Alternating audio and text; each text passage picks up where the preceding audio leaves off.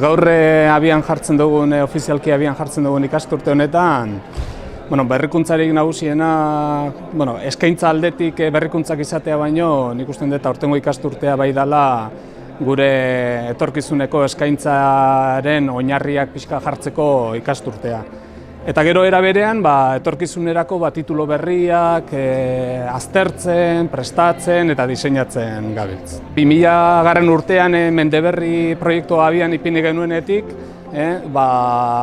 gizartea asko aldatu dela nabarmen da, eta orain dela 3-4 urte unibertsitatean abian jarri genuen hausnarketa hau, eta ikusten duguna da etorkizunean gure ikasleak eragin beharko duten mundu horri ahalik eta hobetoen prestatu ahal izateko, aitzindariak izan behar gerala gure hezkuntza eredua etengabe egokitu ahal izateko.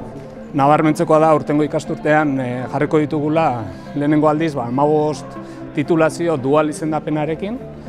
Gure unibertsitatea izan da nolabait aitzindari dual kontzeptu hau unibertsitateak hartzerako garaian, eta olako ingurune baten hori errealitate bihurtzen da.